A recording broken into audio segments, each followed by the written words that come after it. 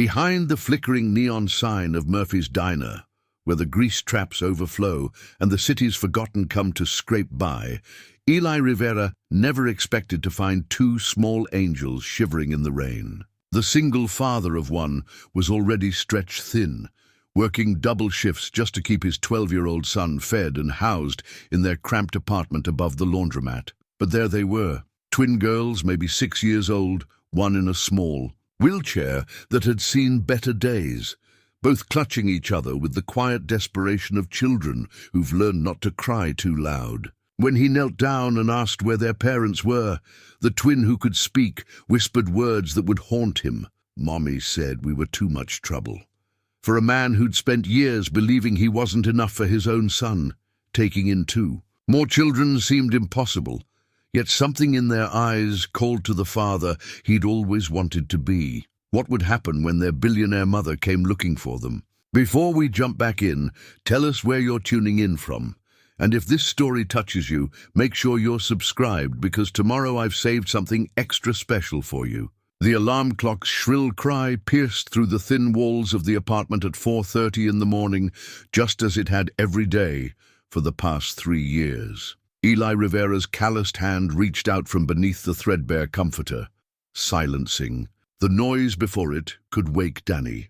In the grey pre-dawn light filtering through their single window, he could see his son's form curled beneath his own thin blanket. Dark hair tousled against the pillow they'd bought second-hand from the Salvation Army. Eli's feet touched the cold linoleum floor, and he padded quietly to the tiny kitchenette that doubled as their dining room. The coffee maker, a wedding gift from what felt like another lifetime, gurgled to life as he prepared for another day of making ends meet. 2 jobs weren't enough, but they were what he had. Murphy's Diner from 5 in the morning until 2. In the afternoon, washing dishes and prepping vegetables in a kitchen that hadn't seen a proper renovation since the Carter administration. Then home for 3 hours to help Dany with homework, share whatever dinner they could afford, and listen to his son's careful recounting of his day at school, the parts he was willing to share anyway. By 6:30 in the evening, Eli would be back on the street, walking the 8 blocks to his second job as a night security guard at the medical supply warehouse. 12 hours of making sure nobody broke in to steal wheelchairs and hospital beds, sitting alone in a cramped office with a thermos of coffee and a paperback mystery novel from the library's discard pile.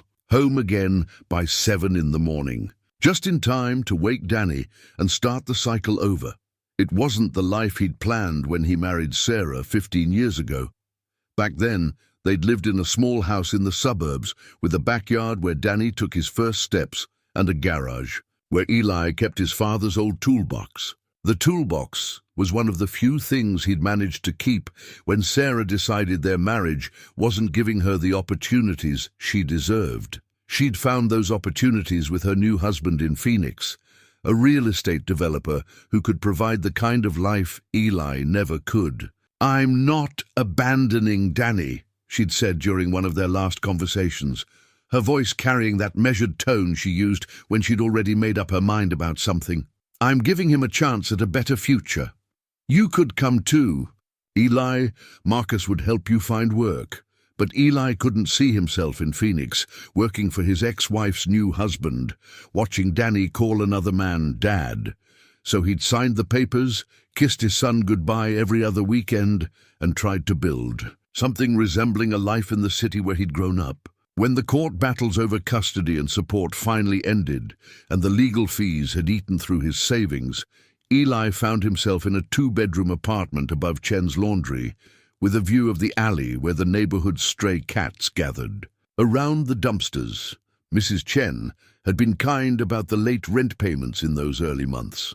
She understood what it meant to start over, having fled Vietnam with nothing but her children and a determination to build something from scratch. Her laundromat occupied the ground floor of the narrow building, and the constant hum of washers and dryers had become a comforting background noise that reminded Eli he wasn't completely alone in the world. The neighborhood itself was caught between 2 futures, Half the block consisted of buildings like Mrs. Chen's, family-owned establishments that had served the community for decades. The other half had been bought up by developers who saw potential in the area's proximity to downtown. Sleek condominiums with names like Urban Loft Living and Metro Modern were rising where corner grocery stores and family restaurants used to be. The longtime residents watched nervously as property taxes climbed and familiar faces disappeared. Murphy's diner sat right in the middle of this transformation, a stubborn holdout against change. Murphy himself, whose first name nobody seemed to remember, had owned the place for 37 years. He'd hired Eli not because his resume was impressive, but because he showed up on time and didn't complain about the grease burns and the steam that made the kitchen feel like a sauna even in winter. The diner's regular customers were a mix of construction workers grabbing breakfast before dawn, elderly residents who remembered when the neighborhood was different, and the occasional developer or realtor surveying the area with calculating eyes. It was Murphy who'd first suggested that Eli might want to look into vocational training, maybe learn a trade that paid better than washing dishes and watching empty warehouses. "You've got good hands," Murphy had said one particularly busy morning, watching Eli repair a broken shelf with nothing but determination and his father's old screwdriver. "My brother-in-law runs an HVAC company downtown, always looking for guys who can show up and do the work. But training cost money Eli didn't have, and it would mean cutting back on hours at jobs he couldn't afford to lose. So he'd thanked Murphy and filed the suggestion away, with all the other dreams he'd had to postpone. Dany had adapted to their circumstances with the resilience that children somehow manage, though Eli knew the adjustment hadn't been easy. His son had gone from a house with his own room and a backyard to sharing space with his father in an apartment where privacy meant closing the thin curtain that divided their sleeping areas.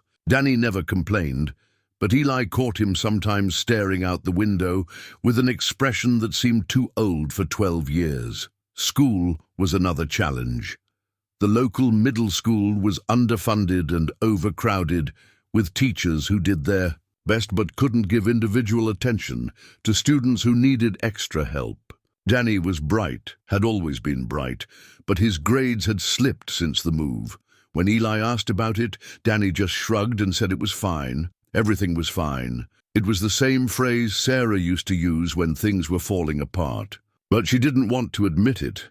The evenings they spent together had become precious to Eli, even when they were difficult. Homework at the kitchen table that doubled as Eli's desk when he paid bills. Dinner that was often nothing more than pasta with butter or sandwiches made from whatever lunch meat was on sale that week. But then there were the moments that made everything else bearable. Dany laughing at something he'd read in a book, or the way his face lit up when Eli helped him figure out a math problem that had been frustrating him. On good nights, after homework was finished and Dany was getting ready for bed, Eli would tell stories about his own childhood, about the grandfather Dany had never met, but who lived on in the tools and the work ethic he'd passed down. Eli's father had been a mechanic, a man who believed that anything broken could be fixed if you were patient enough and willing to get your hands dirty. He died of a heart attack when Eli was 19, but his toolbox remained, a tangible connection to lessons about integrity and perseverance. Your grandfather used to say that a man's worth wasn't measured by what he had, but by what he was willing to do for the people he loved. Eli would tell Dany on those quiet evenings. He never had much money, but he never turned away someone who needed help.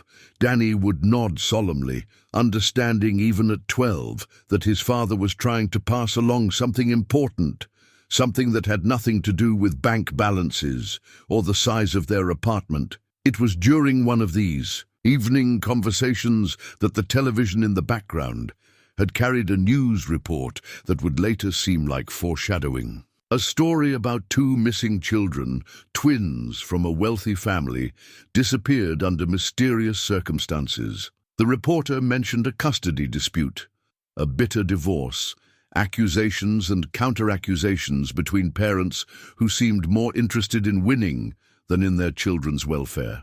"That's sad," Dany had said, glancing at the screen. "I hope they find them." Eli had agreed, but his attention was already shifting to the next day's responsibilities, the endless cycle of work and worry that defined his existence. He couldn't have imagined that within days, those missing children would become the catalyst for everything in his life to change. He couldn't have known that his father's lessons about helping people who needed it would be put to the ultimate test, or that his carefully maintained routine was about to be shattered by two small girls who would teach him that sometimes the most important things in life come to us not when we're ready for them, but when we're brave enough to open our hearts despite our fears. The coffee finished brewing, and Eli poured it into the travel mug that would accompany him through another day of making the best of what he had. In a few hours, he would wake Dany for school, pack him a lunch with whatever they had in the refrigerator, and send him out into a world that often seemed stacked against children like him. But tonight, in the quiet of the early morning, Eli allowed himself a few minutes to hope that someday things might be different, that the sacrifices he was making now might lead to opportunities he couldn't yet imagine. He had no way of knowing. That change was already on its way, huddled behind a dumpster in the rain, waiting for someone brave enough to look beyond his own limitations and see what love could accomplish when it wasn't constrained by fear or circumstance.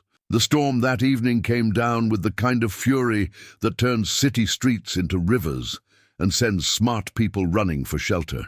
Eli had stayed late at Murphy's to help clean up after a water pipe burst in the kitchen, and by the time he finally stepped out the back door into the alley, the rain was coming down in sheets that soaked through his jacket within seconds. He pulled his hood up and hunched his shoulders against the wind, thinking about the warm apartment waiting for him and Dany, probably already asleep with his homework, spread across the kitchen table. The security guard job could wait tonight. He'd call in sick and deal with the lost wages tomorrow. Some storms were too fierce to fight. That's when he heard it, a sound that didn't belong to the wind or the rain or the usual urban symphony of sirens and traffic. A whimper, soft and frightened, coming from somewhere near the dumpster behind. Murphy's kitchen. Eli paused, water dripping from his hood, straining to hear over the storm. There it was again. Not a cat or a dog, but something unmistakably human, something small and scared. He pulled out his phone's flashlight and followed the sound around the side of the dumpster, where the narrow space between the building and the fence created a small pocket of relative shelter. What he found there made his heart clench, with a mixture of compassion and disbelief. Two little girls, maybe 6 years old, huddled together against the brick wall. One sat in a small wheelchair that had clearly seen better days, its pink paint chipped and one wheel slightly bent. The other knelt beside her, both arms wrapped protectively around her sister, dark hair plastered to their heads by the rain. They wore matching dresses that might have been expensive once, but were now torn and stained, and neither had a coat. The girl who was standing looked up at Eli's approach, and he saw eyes that held far too much wariness for someone so young. She pulled her sister closer, as if preparing to shield her from whatever new threat this stranger might represent. "Hey there," Eli said softly, crouching down to make himself less intimidating. "Are you okay? Are you hurt?" The standing girl, he could see now that she was the more verbal of the two, shook her head quickly. "We're fine. We're just waiting." "Waiting for what, sweetheart?" For someone to come get us." But her voice wavered with uncertainty, and the girl in the wheelchair made a small sound that suggested she didn't share her sister's confidence. Eli looked around the alley, taking in the storm and the late hour, and the obvious fact that these children had been here for a while. "How long have you been waiting?" "Since—" The girl thought for a moment. "Since the sun went away. That could mean hours. In this weather, in these temperatures, that was dangerous." Eli felt his father's voice echoing in his memory. "Never turn away someone who needs help. What are your names?" he asked gently. "I'm Emma," the standing girl said after a moment's hesitation. "This is Grace. She doesn't talk much, but she understands everything." Grace looked up at him with enormous dark eyes. that seemed to hold depths of understanding that unsettled him. She made a gesture with her hands that Emma seemed to interpret perfectly. "Grace wants to know if you're going to hurt us," Emma translated. The question hit Eli like a physical blow. What had these children experienced that made them expect harm from adults who found them? "No," he said firmly. "I'm not going to hurt you. I want to help. Are your parents looking for you?" Emma's face went carefully blank, and she exchanged a look with Grace that communicated volumes in a language only they shared. Mommy," Emma started, then stopped. Mommy said we were too much trouble." The words hung in the air between them, heavy with implications that made Eli's chest tight with anger and sorrow. What kind of person left children, especially children who clearly needed extra care, to fend for themselves? "Grace needs her medicine," Emma added quietly. "She was supposed to have it at dinner time, but what, sweetheart?" "But the lady who was supposed to take care of us, she said she couldn't anymore. She said Mommy would have to figure it out herself. And then she brought us here and said to wait." A nanny, Eli realized. Someone had dumped these children in an alley and told them to wait for rescue that clearly wasn't coming. Thunder crashed overhead, and Grace flinched, pressing closer to her sister. The wind had picked up, driving rain even into their small shelter. Emma was shivering now, and Grace's lips had a blue tinge that worried Eli. He made a decision that would change everything. "Listen to me," he said, moving closer but careful not to crowd them. "I live just a few blocks from here. It's warm and dry, and I have some soup we could heat up. Why don't you come with me until this storm passes, and then we can figure out what to do next?" Emma's wariness intensified. "Mommy said never go with strangers." "Your mommy is right about that usually," Eli said. "But sometimes there are exceptions. Sometimes staying where you are is more dangerous than taking a chance on someone who wants to help." He pulled out his phone and showed them the screen, where his contact information was displayed. "My name is Eli Rivera. I work right here at Murphy's Diner. Mrs. Chen, who owns the laundromat, knows me. Murphy knows me. Lots of people in this neighborhood know me. I'm not going to disappear with you or hurt you. I just want to get you somewhere warm and safe." Grace made another gesture, and Emma nodded. "Grace wants to know about her wheelchair. The lady who left us said maybe Mommy would buy her a better one if she was good." The casual cruelty of that statement made Eli want to find this mysterious nanny and have a serious conversation about responsibility and compassion. Instead, he focused on the immediate problem. Her wheelchair comes with us, of course. Can she transfer to a regular chair, or does she need to stay in it? "She can sit in other chairs for a little while," Emma said, "but she gets tired." "That's okay.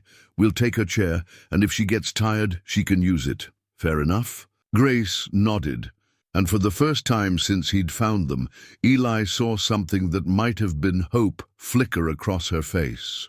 Getting them to his apartment in the storm was an adventure in itself. Emma walked close beside him, one hand on Grace's wheelchair as they navigated puddles and uneven pavement. Grace had pulled a thin blanket from somewhere, probably from the wheelchair's storage compartment, and held it over her head like a makeshift umbrella. By the time they reached the building, all three of them were soaked through and shivering. Eli carried Grace up the stairs, while Emma managed the wheelchair with determination that impressed him. The apartment felt like a sanctuary after the chaos of the storm. "Dany," Eli called softly as they came through the door. His son appeared in the kitchen doorway, rubbing sleep from his eyes. His expression went from confusion to shock as he took in the scene, his father dripping wet, carrying a small girl with another child and a wheelchair crowding the narrow entryway. "Dad, what's going on?" Dany, meet Emma and Grace. They needed a place to get out of the storm. "Emma, Grace, this is my son Dany." Dany stared at them with the particular expression of a 12-year-old whose world had just shifted in a way he wasn't sure he liked. "Are they staying? Just for tonight," Eli said quickly, though he wasn't sure even that was true. "Just until the weather clears up and we can figure out where they belong." But as he helped Grace out of her wet clothes and found dry t-shirts that were enormous on both girls, as he heated soup and watched Emma carefully feed her sister, as he saw Grace's artistic instincts emerge when she began drawing on a napkin, with a crayon Dany had found somewhere, as all of this unfolded in his small apartment, Eli began to suspect that figuring out where they belonged might be more complicated than any of them realized. Grace's drawing showed 4 stick figures holding hands in front of a simple house. When Emma saw it, she smiled for the first time. "Since they'd arrived, that's us," she explained to Dany, pointing to each figure. "That's Grace and me and Eli and you. And that's a house where nobody says we're too much trouble." Dany looked at the drawing, then at his father, and something passed between them that felt like understanding, maybe even acceptance. Outside, the storm continued to rage, but inside, the small apartment above Chen's laundry, something new was beginning to take shape, something that felt fragile and hopeful and entirely unexpected. In the morning, Eli told himself, they would sort everything out. They would find the proper authorities, locate the girl's family, and make sure they were safe and cared for. But that night, as he made makeshift beds on the couch and listened to Emma reading a story to Grace in voices so soft he could barely hear them, he found himself hoping that somehow, some way, the sorting out might take a little longer than expected. He had no way of knowing that morning would bring its own complications, or that the single muddy sneaker Emma had lost in the alley would soon become evidence in a story far more complex than he could imagine. The first week passed in a blur of adjustments that none of them had expected. What Eli had imagined would be a single night of emergency shelter stretched into days as he waited for someone, anyone, to come looking for Emma and Grace. He called. The police filed a report about finding abandoned children and spent hours on hold with social services trying to navigate a system that seemed designed to delay rather than help. "The thing is," the social worker explained during their one brief conversation, "without a clear identification or immediate danger, we can't just remove children from a stable environment. If they're safe, fed, and cared for, and if you're willing to provide temporary care while we investigate, that's actually preferable to placing them in the system, stable environment." Eli looked around his cramped apartment and wondered what constituted stability these days. But Emma and Grace seemed to be adapting with the resilience that children somehow managed. Emma had claimed the corner of the living room where the morning light came through the window, and Grace had made herself at home at the kitchen table, which had become her art studio. It was Grace's drawings that first made Eli realize how much these children had been observing and processing. She worked quietly, never asking for materials, but making magic with whatever she could find. Napkins, the backs of Dany's old worksheets, margins of newspapers. Her pictures told stories that her voice couldn't. A big house with too many empty rooms, stick figures who stood far apart even when they were supposed to be together, and increasingly, new pictures that showed 4 figures clustered close, holding hands, smiling. Dany's transformation was perhaps the most surprising development. The boy who had been protective of his space and his father's attention became Grace's most devoted champion.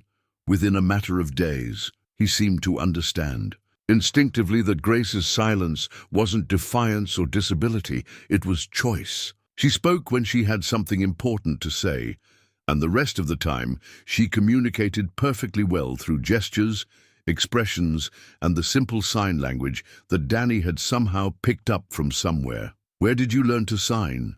Eli asked one evening, watching his son patiently help Grace with a word she was trying to fingerspell. "YouTube," Dany said with a shrug. "There's videos for everything. Grace isn't deaf, but sometimes it's easier for her to use her hands than her voice. Right, Grace?" Grace nodded and signed something that made Dany laugh. "She says you ask too many questions, but she likes that you care enough to ask them." The practical challenges were more complex than Eli had anticipated. Grace needed medications that cost more than Eli made in a week, and Emma despite her obvious intelligence, had gaps in her education that suggested inconsistent schooling. Neither girl had any identification, no medical records that Eli could access, and no clear legal status that would allow him to make decisions about their care. Mrs. Chen was the first neighbor to step in with help, appearing at their door the second morning with a bag of clothes that had been left behind in the laundromat. "People forget things," she said with a smile that suggested the forgetting might not have been entirely accidental. "These should fit the little ones." The clothes were clearly second-hand, but they were clean and warm, and Emma accepted them, with a gratitude that made Eli's throat tight. Grace examined each item carefully, as if memorizing details she might need to draw later. Murphy's contribution came in the form of leftover food that he insisted would just go to waste otherwise. Soup that had been made in 2 large batches, bread that was a day old but perfectly good, fruit that was slightly bruised but still nutritious. Eli knew Murphy was stretching the definition of leftover, but he accepted the help with the same grace that Emma accepted Mrs. Chen's clothes. "Kids need to eat," Murphy said gruffly when Eli tried to thank him. "Doesn't matter where they come from or how long they're staying, kids need to eat." It was during the second week that Grace's medical needs became urgent. She'd been rationing her medication, Eli realized, trying to make it last longer. When she had a seizure during breakfast, Emma's calm competence in handling the situation told him this wasn't the first time, but Grace's recovery was slower than usual. The emergency room visit that followed was a study in contrasts. Grace received excellent care. Her condition was well documented in medical databases once the doctors ran the right tests. But the bills that followed were staggering, far beyond anything Eli's minimal insurance could cover. It was Emma who provided the first clue about their background, though she did it so casually that Eli almost missed its significance. "Grace's medicine used to come from the special pharmacy," she said while they waited in the hospital corridor.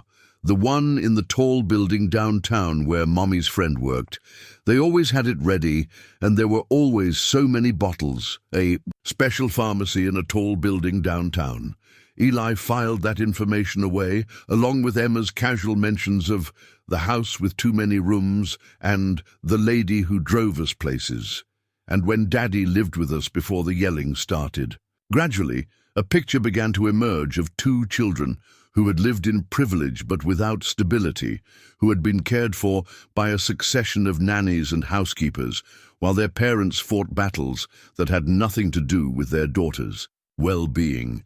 Emma's fragments of memory painted a picture of custody disputes and legal maneuvers, of children used as pawns in a game they couldn't understand. "Mommy said we were getting too expensive," Emma confided one evening while helping Eli fold the laundry. "She said Grace's doctors and medicines cost too much money, and maybe Daddy should pay for them since he wanted to see us so much. But Daddy disappeared," she added matter-of-factly. "The lawyers couldn't find him, so Mommy said she couldn't afford us anymore." The casual cruelty of it left Eli speechless. Children weren't expenses to be calculated and discarded. They were human beings who deserved love and care, regardless of the cost. Grace's artwork during this period began to include a new figure, a tall man with kind eyes who appeared in her family drawings, standing next to Dany. When Eli asked Emma about it, she consulted with Grace in their private sister language. "She says that's you," Emma explained. "She says you have the same eyes as the doctor who was nice to her, but you don't go away after you help."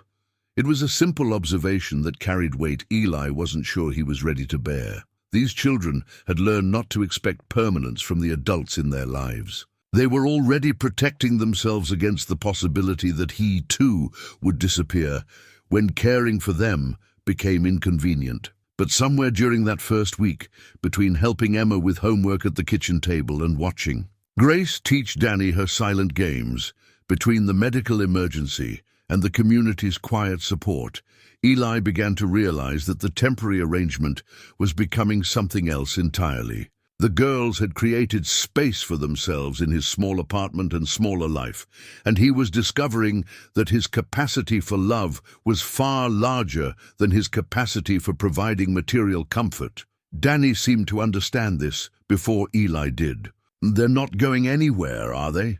he asked one evening after the girls had fallen asleep. "I don't know," Eli said honestly. "We're still trying to figure out where they belong." "They belong here," Dany said with the certainty that only 12-year-olds could muster. "Grace drew another picture today. Want to see?" The picture showed their apartment building, but in Grace's vision, it was surrounded by flowers and trees that didn't exist in their urban neighborhood. 4 figures stood in front of it holding hands, and above them Grace had written her first word in shaky letters. "Home." "She asked me how to spell it," Dany explained.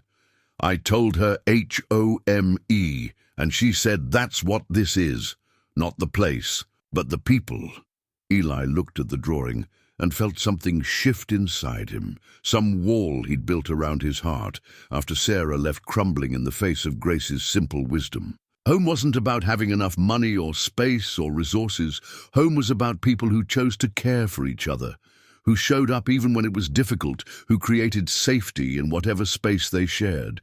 The medication bottle that Emma produced from Grace's wheelchair bag the next morning would complicate everything. It was prescription strength, with a pharmacy label from the most expensive medical center in the city, and the name printed on it would change the trajectory of all their lives. But that night, as Eli tucked both girls into their makeshift beds and listened to Emma whisper goodnight stories to her sister, he allowed himself to hope that sometimes the most important things in life came not when you were ready for them, but when you were brave enough to open your heart despite your fears. By the start of the 3rd week, routines had established themselves, with the organic inevitability of water finding its level. Emma had been enrolled in the local elementary school under temporary emergency status, a bureaucratic courtesy that allowed her to attend classes while the official paperwork sorted itself out. Her teacher, Mrs. Rodriguez, called Eli after the first day with news that was both encouraging and concerning. "Emma is remarkably bright," Mrs. Rodriguez explained over the phone. "Her reading comprehension is well above grade level, and her mathematical reasoning is excellent, but there are gaps, significant ones. She seems to have missed entire units of social studies and science, as if her education has been inconsistent." Inconsistent. That word seemed to define so much about Emma and Grace's previous life. Inconsistent care, inconsistent attention, inconsistent love. But in Eli's small apartment, consistency was becoming their strength. Breakfast at 7, homework at the kitchen table after school, dinner together every evening, and bedtime stories that had evolved into elaborate collaborative tales where Dany and Emma took turns adding chapters while Grace illustrated key scenes. Grace's medication presented the most pressing challenge. The bottle Emma had retrieved from her wheelchair bag bore the name of a downtown specialty pharmacy that catered to the city's wealthiest families. The prescription was current, but when Eli called to arrange a refill, the cost made him physically dizzy. $437, the pharmacist said matter-of-factly. "Will that be cash or credit?" Eli stared at the phone, calculating and recalculating. Even if he picked up extra shifts, even if he skipped meals for a week, that amount was impossible. Grace needed the medication daily. Without it, the seizures would return, and they'd be back in the emergency room facing bills that would bankrupt him completely. Is there a generic version, something less expensive?" "I'm sorry, sir. This particular formulation is specialized. There are older medications that might work, but you'd need to consult with her neurologist about switching protocols." Her neurologist? Another specialist Eli couldn't afford to see, who probably charged more for a consultation than Eli made in a month. It was Grace herself who provided the solution, though she did it in her characteristically quiet way. While Emma was at school and Dany was helping Mrs. Chen with some repair work downstairs, Grace approached Eli at the kitchen table, where he sat surrounded by bills and scratch paper covered with impossible mathematics. She placed a small piece of paper beside his elbow, a carefully torn section from a magazine advertisement that had been in her wheelchair bag. The ad was for the pharmaceutical company that manufactured her medication, and at the bottom, in small print, was information about patient assistance programs for families who couldn't afford treatment. Grace pointed to the phone number, then to herself, then to Eli, her meaning perfectly clear. "You want me to call them?" Eli asked. Grace nodded, then picked up a crayon and wrote slowly on the back of the paper, "Help." The word was shaky but legible, and it carried the weight of a child who had learned to advocate for her own survival. The phone call that followed was a lesson in persistence and humility. Eli was transferred 6 times, placed on hold for nearly an hour, and asked to repeat his information so many times he began to wonder if the system was designed to wear people down until they gave up. But finally, he reached a caseworker who listened to his situation with something approaching compassion. "Mr. Rivera, based on your income level and family size, Grace would qualify for our complete assistance program. The medication would be provided at no cost, with refills automatically shipped to your address. The only requirement is documentation from her treating physician confirming the diagnosis and treatment plan." Documentation from her treating physician, who was probably Dr. Somebody or other from the fancy medical center downtown, who had never met Eli and had no reason to help a man who couldn't pay for his services. Grace watched Eli's face carefully during the conversation, and when he hung up, she tilted her head with the universal expression of a question. "We need a doctor's letter," Eli explained. "The doctor who gave you this medicine needs to write a letter saying you need it." Grace considered this for a moment, then reached into her wheelchair bag again, a storage compartment that seemed to hold an endless supply of important items. This time, she produced a business card, slightly bent but still readable. "Dr. Patricia Williams, Pediatric Neurology, Children's Medical Center." Below the doctor's name was a handwritten note in careful script. "Grace is a remarkable little girl. Please call if there are any questions about her care. Dr. Williams." Eli stared at the card, recognizing a lifeline when he saw one. Dr. Williams had taken the time to write a personal note, which suggested she cared about Grace as more than just another patient. Maybe, just maybe, she would be willing to help. The call to Dr. Williams' office was surprisingly straightforward. When Eli explained the situation, the receptionist put him through to the doctor directly, a courtesy he hadn't expected. "Mr. Rivera, I've been wondering what happened to Grace," Dr. Williams said without preamble. "She missed her last 2 appointments, and when we tried to contact the family, the phone numbers were disconnected. Is she all right?" Eli gave a careful summary of how Grace and Emma had come to be in his care, emphasizing their health and happiness while glossing over the more troubling details of their abandonment. Dr. Williams listened without judgment, asking practical questions about Grace's seizure frequency and medication compliance. "I can have the assistance program paperwork faxed to you this afternoon," she said finally. "And Mr. Rivera, thank you for taking care of her. Grace is a special child who deserves stability and love. It sounds like she's found both with your family." "Your family." The phrase echoed in Eli's mind long after the call ended. When had that shift happened? When had Emma and Grace stopped being temporary guests and started being family? Dany seemed to understand the transition intuitively. He'd begun introducing the girls as "my sisters" to his friends, and when Eli gently corrected him, "Dany, you know they're just staying with us for a while," his son had looked at him with the patient expression of someone explaining something obvious to a slow adult. "Dad, they live here, they eat with us, sleep here, go to school from here. Grace helps me with my art project, and Emma helps you with dinner. How are they not my sisters?" It was a fair question, and one that Eli found increasingly difficult to answer. The legal realities were complex, but the emotional reality was simple. They had become a family in all the ways that mattered. The community's response reinforced this sense of belonging. Mrs. Chen had begun teaching Grace simple Mandarin phrases, delighting in the girl's quick comprehension and perfect memory for tonal pronunciation. Murphy had instituted a new policy at the diner. Any leftover desserts went home with Eli for the kids.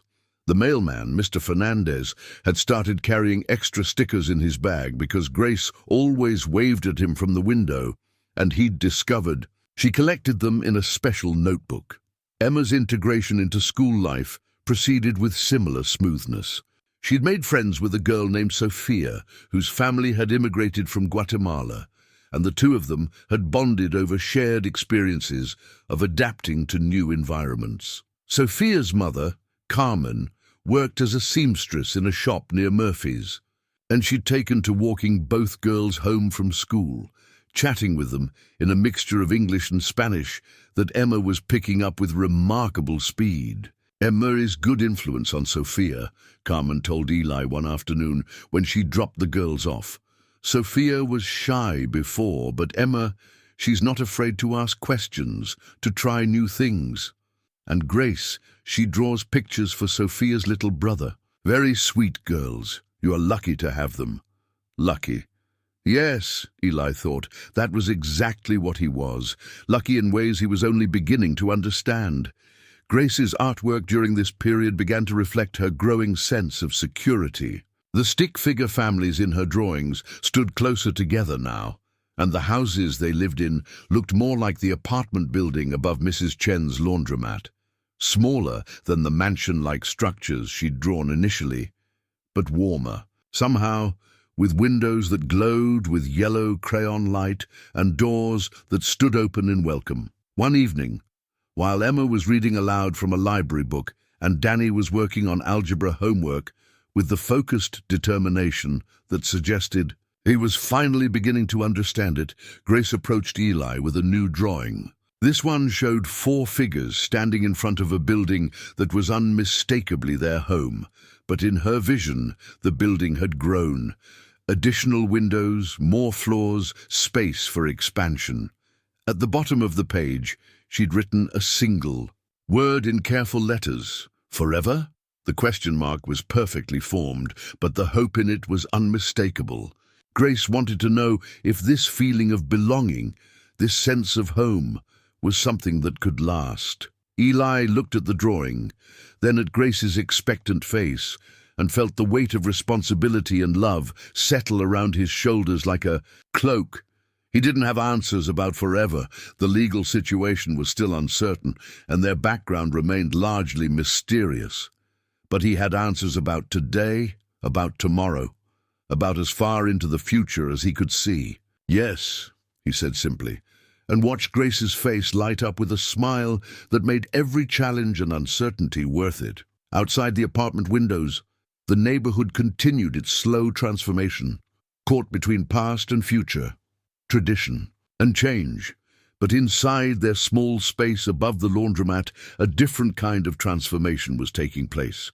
One measured not in property values or development plans, but in the gradual accumulation of trust, love, and the radical decision to choose family over fear. 1 month into their unexpected life together, Eli woke to find Grace sitting at the kitchen table before dawn, working on what appeared to be her most detailed drawing yet. She'd been up for hours, he realized, watching the careful precision with which she added shadows and texture to figures that were becoming less like stick drawings and more like portraits. "Couldn't sleep?" he asked quietly, not wanting to wake Emma and Dany. Grace looked up and shook her head, then pointed to her wheelchair, which sat folded in the corner where Dany had left it the previous evening. She'd been walking more lately, building strength and confidence, but Eli knew she still needed the chair for longer distances, and when fatigue set in, she gestured for him to come closer, then pointed to something wedged between the wheelchair's seat cushion and back support, something he'd never noticed before. With careful fingers, she extracted a small object wrapped in tissue paper. Inside the tissue was a platinum credit card bearing the name C. Marlowe in elegant embossed letters. Eli stared at the card, his mind racing through implications. This wasn't some random find. Grace had been hiding it deliberately, keeping it secret for reasons he couldn't begin to understand. The card looked expensive, exclusive, the kind of financial instrument that came with no preset spending limits and access to services ordinary people never knew existed. "Grace," he said carefully, "where did this come from?" She pointed to herself, then made a gesture he'd learned meant mine. But then she shook her head and made the sign for no, a contradiction that suggested the card belonged to her in some technical sense, but not in any way that felt legitimate to her. Emma appeared in the kitchen doorway, rubbing sleep from her eyes. When she saw the credit card in Eli's hands, her expression shifted from drowsy confusion to something approaching panic. "Grace? No," she whispered urgently. "You weren't supposed to show that. Mommy said if anyone found it, we'd be in big trouble." Mommy, they'd been living with Eli for a month, and this was the first time either girl had mentioned their mother directly. The name on the card suddenly clicked into place. C. Marlowe. Their mother was C. Marlowe, whoever that was. "Emma," Eli said gently, "I'm not going to get you in trouble, but I need to understand. This card belongs to your mother." Emma nodded reluctantly. She gave it to Grace for emergencies, in case Grace needed medicine or had to go to the hospital. But then the lady who was taking care of us said Mommy cancelled it, so it probably doesn't work anymore. Grace made a series of gestures that Emma translated with obvious reluctance. Grace says, "Maybe it still works. Maybe we could use it to buy her medicine so you don't have to worry about the money." The offer was made with such earnest generosity that Eli felt his throat tighten. Grace had been watching him struggle with the financial pressures of her care, and she wanted to help in the only way she knew how, by offering access to resources that might not even belong to her anymore. "That's very sweet of you, Grace," Eli said carefully, "but we can't use someone else's credit card, even if they're your family. That would be stealing." Grace's face fell, and Emma moved to sit beside her sister, wrapping an arm around her shoulders. In a gesture of comfort that had clearly been practiced many times. "Grace doesn't understand why Mommy's money can't help with her medicine," Emma explained. "She says Mommy used to say the money was for taking care of us, but then she stopped wanting to take care of us, so maybe the money should still be for us." The logic was heartbreaking in its simplicity. In Grace's understanding, if the money had been designated for their care, and if they still needed care, then the money should still be available. She couldn't comprehend the adult complexities of divorce, custody, and financial manipulation that had left them abandoned despite their access to wealth. Eli turned the card over in his hands, noting the exclusive bank logo and the customer. Service number printed in small type on the back, C. Marlowe. The name felt familiar somehow, though he couldn't place where he might have heard it. "Emma, do you know your mother's full name?" "Celeste Marlowe," Emma said quietly. "She owns computers. Eli filed that information away along with everything else that didn't quite make sense about these girls' background. A woman wealthy enough to carry a platinum credit card, who owned some kind of computer business, who had abandoned 2 young children rather than continue supporting their medical and educational needs. The responsible thing would be to contact the credit card company, report the card as found, and let them handle returning it to its rightful owner. But something held him back. Maybe it was Grace's disappointed expression, or Emma's protective hovering, or the growing certainty that contacting C. Marlowe directly would mean losing the girls before he'd had a chance to ensure their safety and well-being. Instead, he made a decision that felt both practical and morally complex. "I'm going to keep this safe for now," he told both girls, "but we're not going to use it. Your mother might need it back, and using someone else's credit. A card without permission is illegal, even if they're family. but maybe it can help us figure out how to contact her properly." Grace nodded solemnly, though Eli could see she didn't entirely understand the distinction between having access to money and being allowed to use it. Emma looked relieved that they weren't going to get in trouble for having the card, but also worried about what it might mean for their future.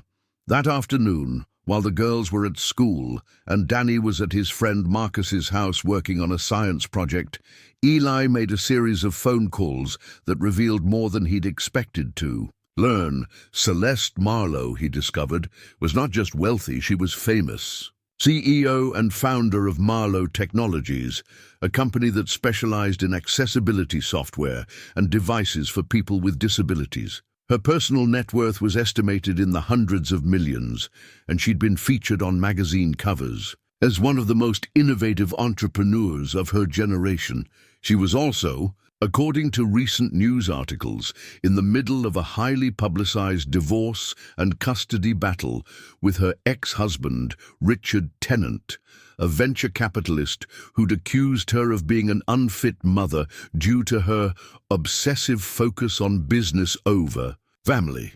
The timeline began to make sense.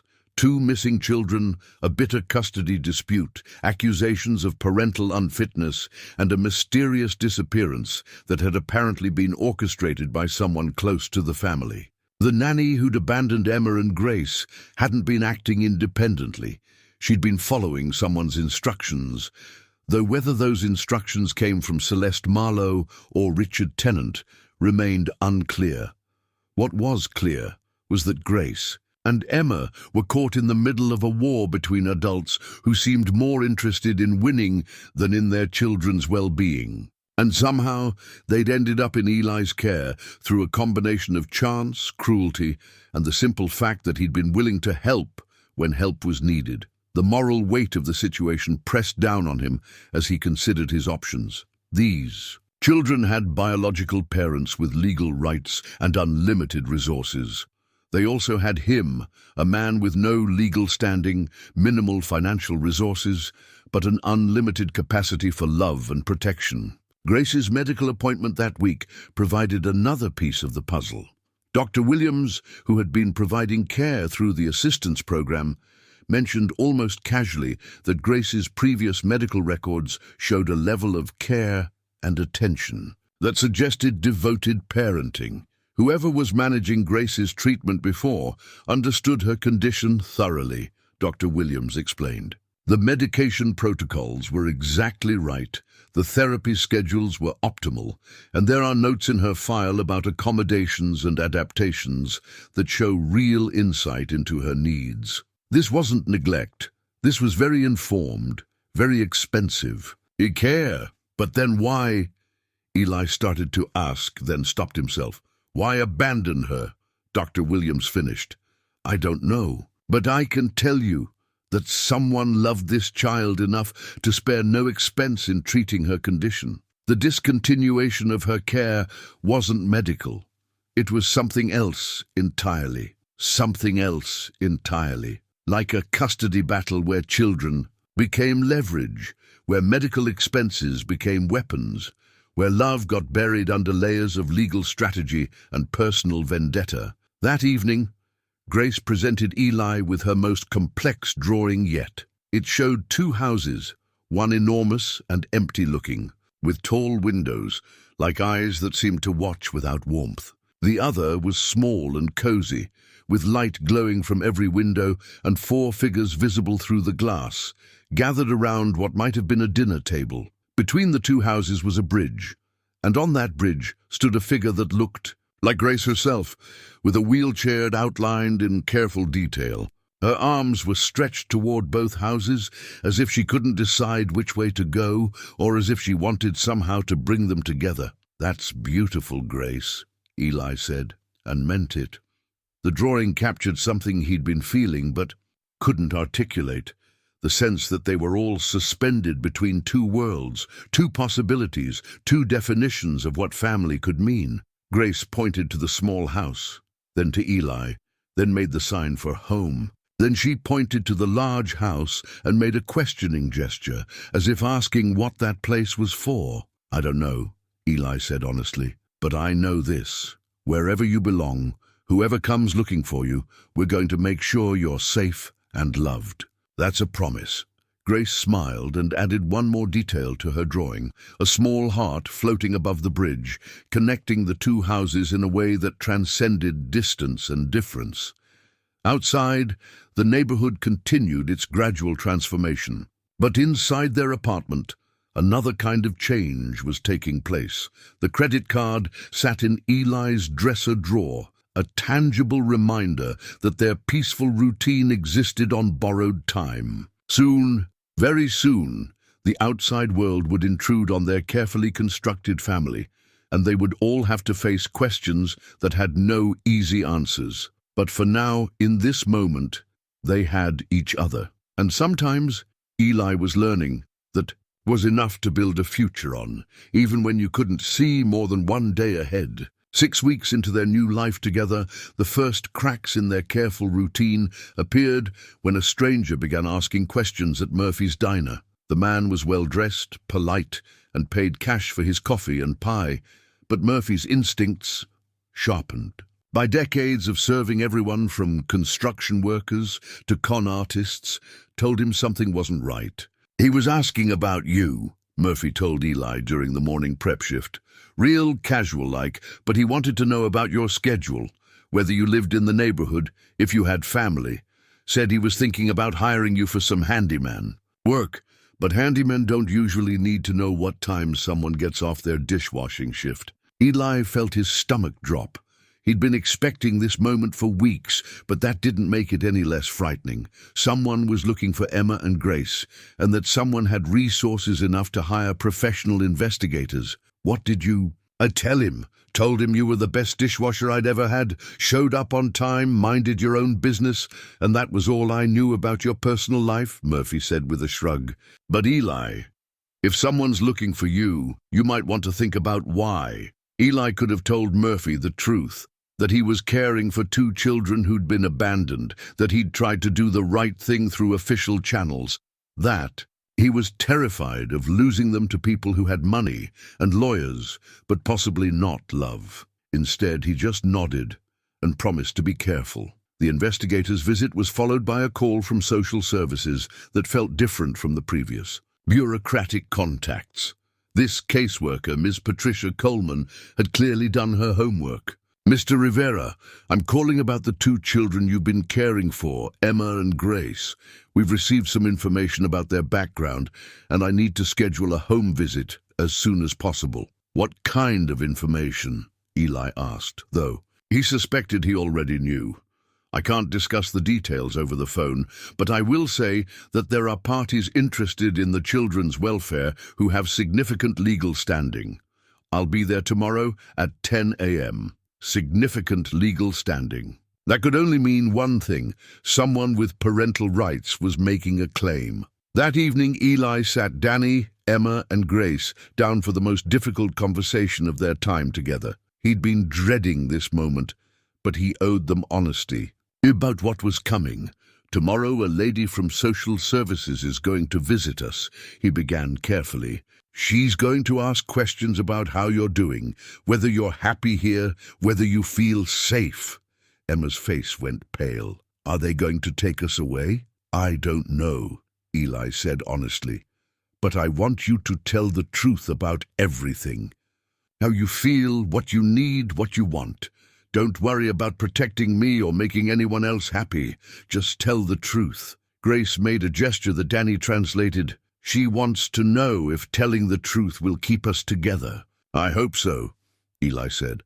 "But even if it doesn't, telling the truth is always the right thing to do." That night, none of them slept well. Eli lay awake, calculating possibilities, worst-case scenarios, and the limited legal options available to a man with no biological connection to the children he'd come to love as his own. In the next room, he could hear Emma and Grace whispering to each other in the private language they shared, and he wondered if they were making plans or just comforting each other through their fear. Ms. Coleman arrived precisely at 10, carrying a clipboard and wearing the expression of someone who'd seen too much and expected too little. She was younger than Eli had expected, with prematurely grey hair and eyes that seemed to catalogue every detail of their small apartment. "Mr. Rivera, thank you for making time for this visit. I know it's disruptive, but given the circumstances, we need to ensure the children's well-being." She interviewed each of them separately, Dany first, then Emma, then Grace, with Emma serving as translator for her sister's more complex thoughts. Finally, she spoke with Eli alone, while the children waited in the next room. "Mr. Rivera, I have to say, this is one of the more unusual situations I've encountered. By all accounts, you've provided excellent care for these children under extremely challenging circumstances.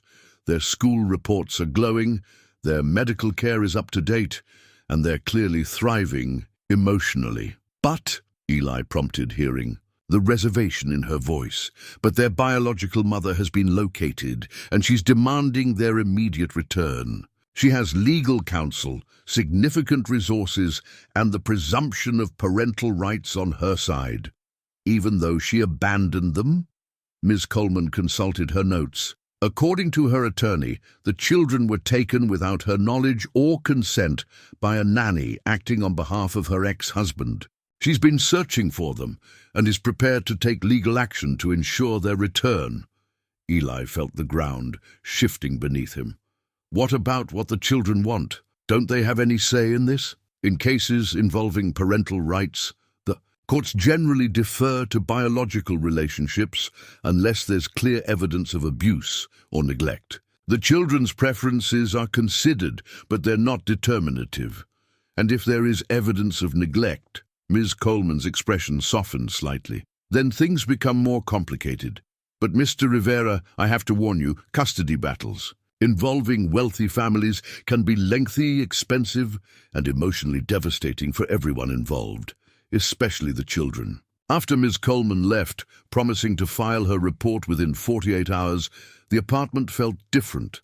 The careful routines they'd built suddenly seemed fragile, temporary, like a sandcastle facing an incoming tide. Emma was the first to voice what they were all thinking. "She's coming for us, isn't she, our mother?" "It sounds like it," Eli said. "What if we don't want to go?" It was the question Eli had been dreading, because the answer was so helplessly inadequate. "Then we'll fight for you. But Emma, you need to understand. Your mother has rights that I don't have. She's your family. You're our family too." Emma said fiercely, "Grace and I talked about it. We don't remember Mommy being like you. We remember her being busy and tired and angry a lot. We remember people taking care of us, but not her." Grace nodded emphatically, then went to retrieve one of her drawings, one Eli hadn't seen before.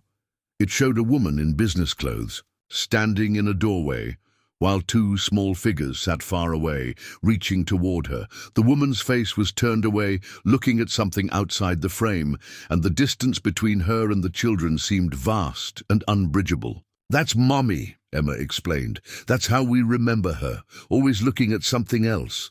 Dany, who had been quiet through most of the conversation, suddenly spoke up. "What if she's different now? What if she really wants you back?" It was a mature question from a 12-year-old, and it gave them all pause. Emma considered it seriously before answering. "Then maybe that would be good. But what if she's not different? What if she just wants us back because someone else had us, like when she used to fight with Daddy about who got to keep us on weekends?" The insight was devastating in its accuracy. Emma had learned, at 6 years old, to recognize when she was being treated as a possession rather than a person. 2 days later, Ms. Coleman called with news that surprised no one, but still felt like a blow. "Mr. Rivera, I've completed my evaluation, and I'll be recommending continued placement with you pending resolution of the custody matter. However, I should let you know that Mrs. Marlowe's attorneys have filed for emergency custody, and there will be a hearing next week." "What does that mean for the children?" "It means you should prepare them for the possibility of change.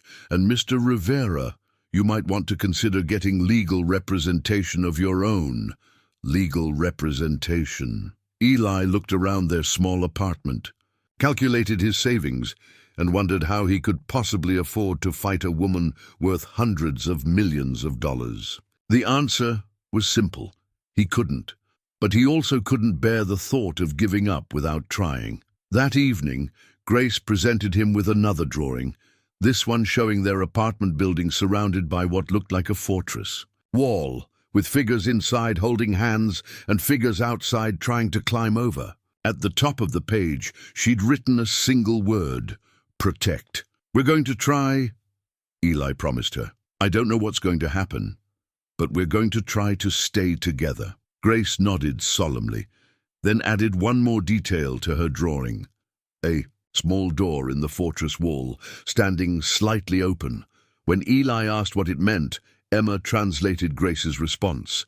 "She says maybe if Mommy really loves us, she'll come through the door instead of trying to climb over the wall. She says walls are for keeping bad things out, but doors are for letting good things in." It was wisdom beyond her years, and it gave Eli hope that maybe, somehow, there was a solution that didn't require anyone to lose everything they'd built together. But deep down, he knew that hope was probably naive.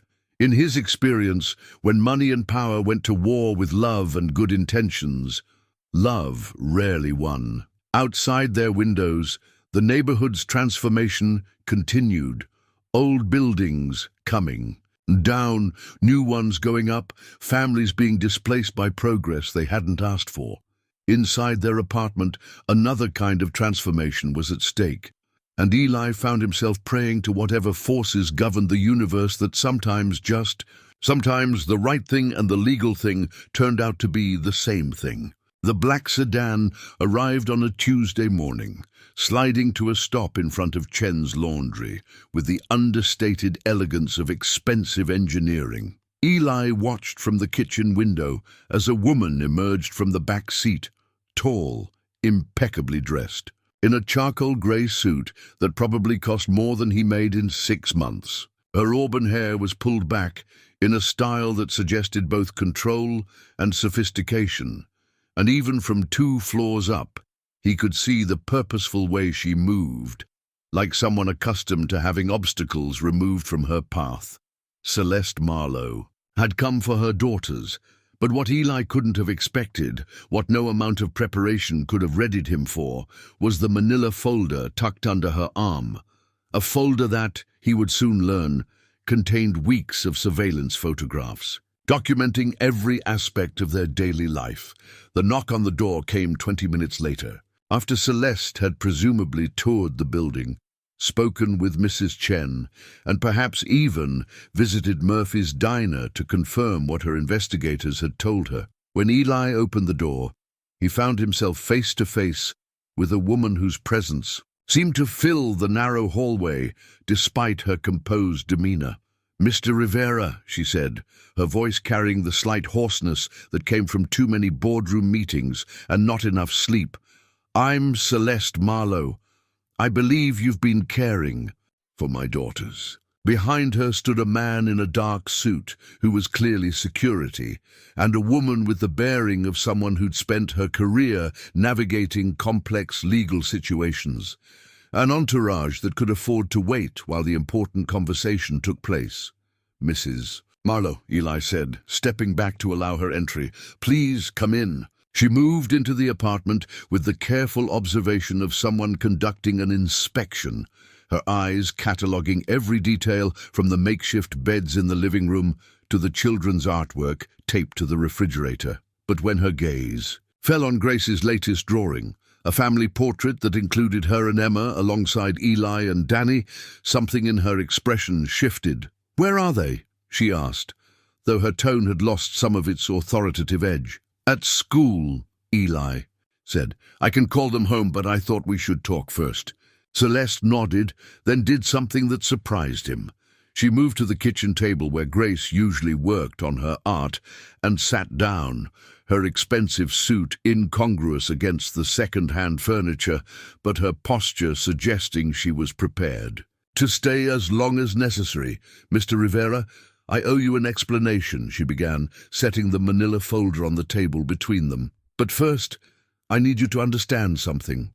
I've been looking for Emma and Grace for 2 months. Every resource I have, every connection I've built over 15 years in business, every investigator and attorney and law enforcement contact, all of it focused on finding my daughters. She opened the folder, revealing photographs that made Eli's stomach clench with the realization of how thoroughly his life had been documented. Pictures of him walking the girls to school, of Grace in her wheelchair at the playground, of Emma helping him carry groceries up the stairs. Images that captured intimate family moments from the perspective of someone watching from a distance. I know that Grace had a seizure 3 weeks ago, and you took her to the emergency room, staying with her until 4 in the morning, even though you had to work the next day. Celeste continued, her voice growing quieter. I know that Emma was having nightmares about being abandoned again, and you started sleeping on the couch so she and Grace could share your bed where they felt safer. The photographs told a story Eli hadn't realized was being written. A story of a man doing his best to care for children who needed more than he could provide, but somehow thrived under his protection anyway. I know that you've spent your savings on Grace's medical needs, that you've worked extra shifts to afford Emma's school supplies, that you've contacted every official agency trying to find us while making sure the girls felt safe and loved. She turned over another photograph, this one showing all 4 of them at the small playground 2 blocks away. Grace was laughing at something Dany had said while Emma pushed her on the adapted swing. Eli stood nearby, watchful but relaxed, and the image captured a moment of pure, familial joy. What I don't understand, Celeste said, looking directly at him for the first time since she'd sat down, is how 2 children who barely spoke when they lived with me have become so obviously happy and secure in the care of a man they'd never met before 2 months ago. The question hung in the air between them, heavy with implications that neither of them was quite ready to address directly. They needed someone to listen to them, Eli said finally. Not someone to manage their care or solve their problems or fix their disabilities. Just someone to listen and love them exactly as they are. Celeste's composed expression flickered, revealing something that might have been pain or regret or recognition. I hired the best nannies, the most qualified therapists, the top specialists in the country. Grace had every accommodation, every adaptation, every possible advantage. But did she have you? The question came out more bluntly than Eli had intended, but once spoken, it seemed to settle between them like a challenge that demanded honest response. Celeste was quiet for a long moment, her fingers tracing the edge of one of the photographs. The one showing Grace's medical emergency, with Eli crouched beside her wheelchair in the hospital corridor, his hand on her shoulder in a gesture of comfort and protection. I built a company that employs 3,000 people developing technology to help individuals with disabilities live more independent lives, she said finally. I've donated millions to research and advocacy. I've been featured on magazine covers as a champion for accessibility and inclusion, and I couldn't figure out how to connect with my own daughter who uses a wheelchair. The admission was made with the clinical precision of someone presenting data, but Eli could hear the self-recrimination underneath. Grace doesn't need fixing, he said gently. She needs acceptance. Emma doesn't need managing. She needs security. They're not problems to be solved. They're children to be loved. I know that now, Celeste said, and for the first time since she'd arrived, her voice carried something that sounded like vulnerability. But it took seeing them with you to understand what I'd been missing. She pulled out another set of photographs. These ones different from the surveillance images. Personal photos, clearly taken with a long-range lens, but capturing moments of such intimate family connection that they felt intrusive to look at. Grace, teaching Dany her sign language. Emma, reading stories to both younger children. Eli braiding Grace's hair while she worked on homework.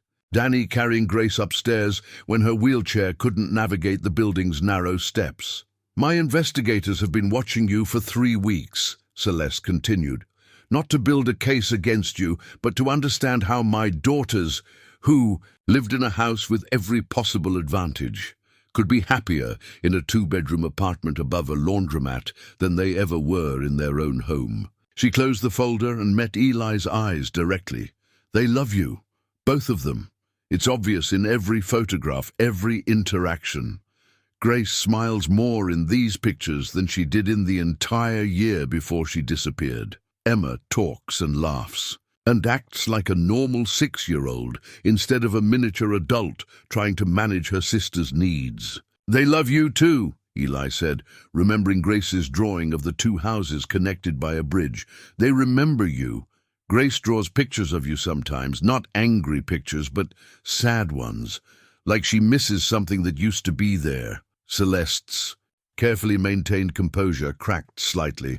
The custody battle with Richard became so toxic, so focused on winning and losing, that I stopped seeing Emma and Grace as daughters and started seeing them as assets to be protected. I was trying so hard to prove I was a fit mother that I forgot how to actually be one. It's not too late, Eli said, though he wasn't entirely sure he believed it. Children are remarkably forgiving when they feel safe. Mr. Rivera, Eli, I came here prepared to take my daughters home immediately. I have legal documents, court orders, enough authority to have you arrested for kidnapping if I chose to use it. Eli felt his heart rate spike, but he kept his voice steady. And now? Celeste stood and walked to the window, looking down at the street where her expensive car waited. Now I'm wondering if taking them away from the first stable, loving home they've had in months would be another form of abandonment. She turned back to face him, and Eli could see the successful businesswoman wrestling with the uncertain mother, two identities that apparently didn't know how to coexist. I want to see them, she said. I want to talk to them, to understand what they need, what they want. But I don't want to disrupt what you've built here if it's genuinely what's best for them. What are you proposing? I don't know yet, Celeste admitted. But I know that any solution that doesn't account for the bond they've formed with you and Dany would be incomplete. They've gained a family here, and I'm not sure I have the right to take that away from them, even if I am their biological mother.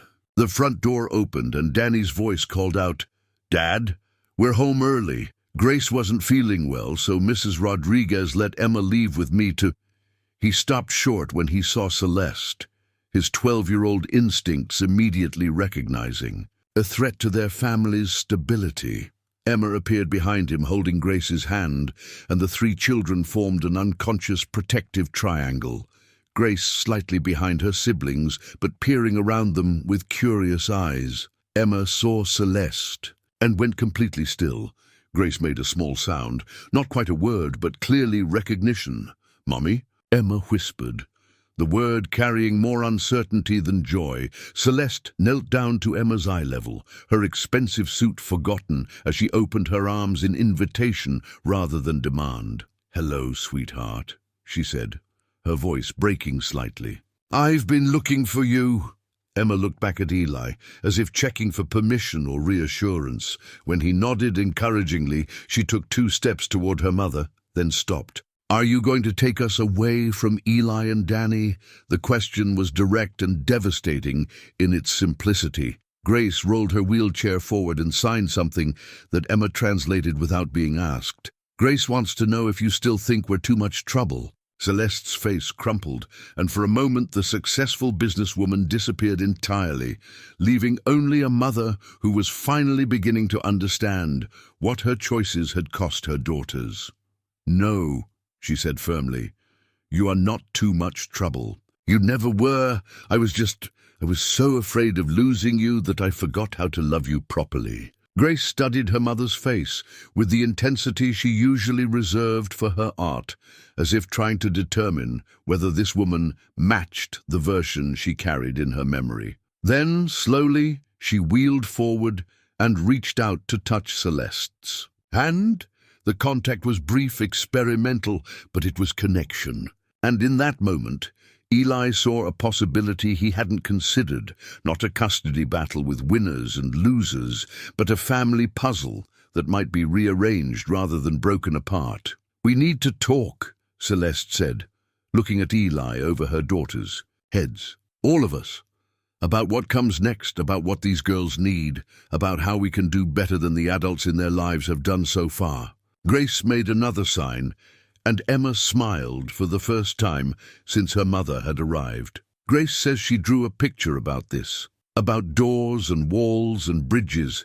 She wants to show you. As Grace wheeled toward the kitchen table where her art supplies waited, Eli caught Celeste's eye and saw something he hadn't expected: hope.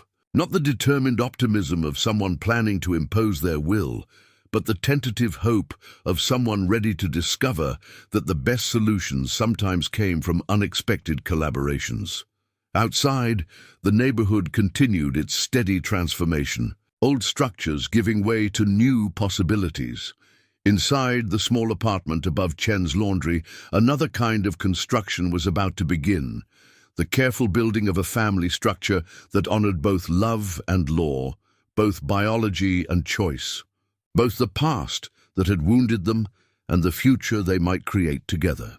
The court-ordered family evaluation began 3 days after Celeste's unexpected arrival, and from the beginning, it was clear that nothing about their situation fit the standard protocols. Dr. Sarah Martinez, the family psychologist assigned to their case, had conducted hundreds of custody evaluations over her 20-year career, but she'd never encountered a scenario where the biological parent was essentially interviewing the temporary guardian to determine if they were qualified to continue co-parenting. "This is highly irregular," Dr. Martinez told them during their first joint session, held in the cramped conference room of the Family Services building downtown. "Typically, I'm evaluating whether a non-custodial parent should have increased access or whether a custodial parent is providing adequate care. I've never been asked to determine if an unrelated caregiver should maintain shared custody with a biological parent who has full legal rights." Celeste, who had spent the previous 3 days in a hotel room reviewing every document and photograph related to her daughter's time with Eli, leaned forward with the intensity she usually reserved for board meetings. "Dr. Martinez, my daughters have been more emotionally and developmentally stable in the past 2 months than they were in the previous 2 years. I'm not interested in what's typical. I'm interested in what's best for Emma and Grace." The evaluation process was exhaustive and emotionally draining for everyone involved. Each family member was interviewed separately, together, and in various combinations. Grace's drawings were analyzed, Emma's school progress was documented, and Dany's adjustment to his expanded family was carefully assessed. It was during Grace's individual session that the breakthrough came. Grace, who had been largely non-verbal during the formal interviews, suddenly began speaking in full sentences when Dr. Martinez asked her to describe her ideal living situation. "I want my mommy to know how to braid my hair like Eli does," Grace said clearly, her voice carrying the particular precision of someone who rarely spoke but always chose her words carefully.